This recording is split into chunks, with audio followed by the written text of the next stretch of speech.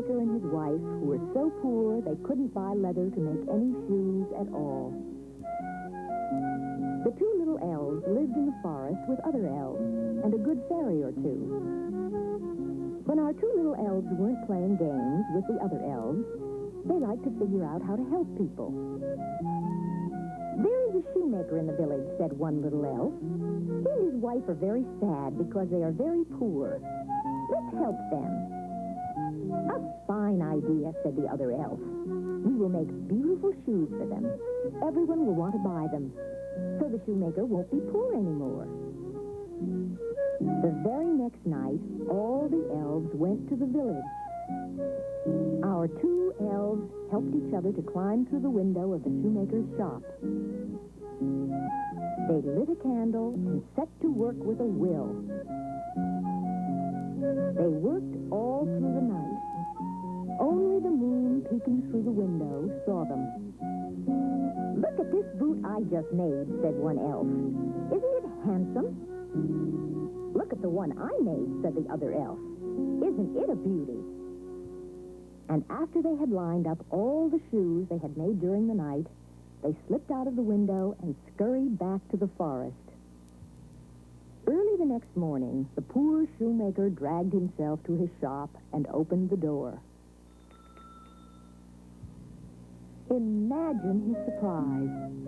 There, on a shelf that had been empty the day before, stood side by side a row of beautiful shoes.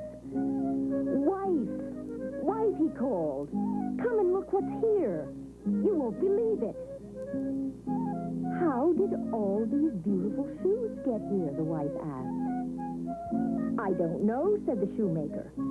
"But we won't go to bed tonight. We will hide and watch." As soon as it was dark, the shoemaker and his wife hid in the room next to their shop. They left the door open a crack, and they waited. Their patience was rewarded. As soon as the moon came up, the two little elves climbed through the shop window. The shoemaker and his wife watched, unseen, as the two elves went to work.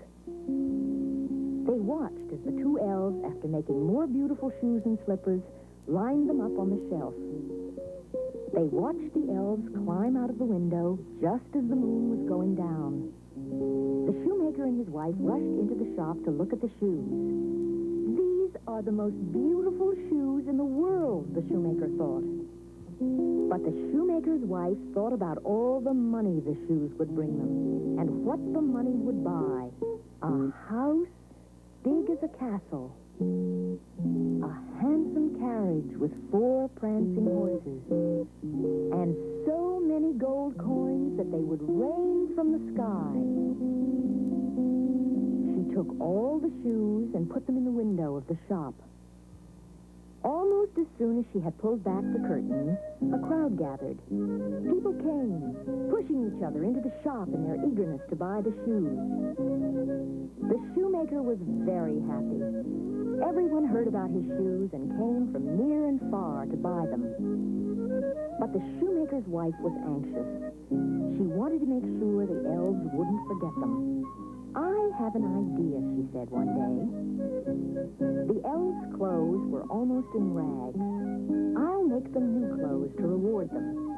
Then they will keep coming back to make more and more shoes. And," she said as she sewed, "we will keep making more and more money." That night, she hid behind the door and watched the elves discover their new clothes. The elves tried on the new clothes and admired themselves in the mirror. Then, to her surprise, they changed back to their old clothes and disappeared through the window. "Why didn't they like the pretty clothes I made them?" the shoemaker's wife asked herself. "Why did they leave them? Why did they go without making one pair of shoes for us?" She would have known the answers if she had heard the elves talking to their friends back in the forest. "The shoemaker's wife made us new clothes to reward us," they said. "But we looked silly in them. We like ourselves as we are.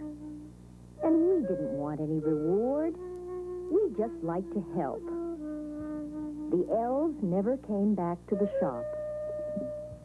The shoemaker was unhappy. The shoemaker's wife was even more unhappy. "Don't cry, wife," said the shoemaker. "There must be something I can do."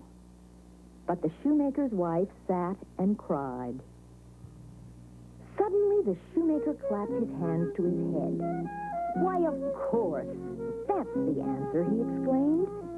"The elves showed me new ways to make new shoes. I will follow their pattern." And he immediately went to work on a bright blue pair of shoes. His wife put the shoes he made in the window. His customers came flocking back again into his shop. He and his wife became rich again, thanks to the two little elves who wanted to help.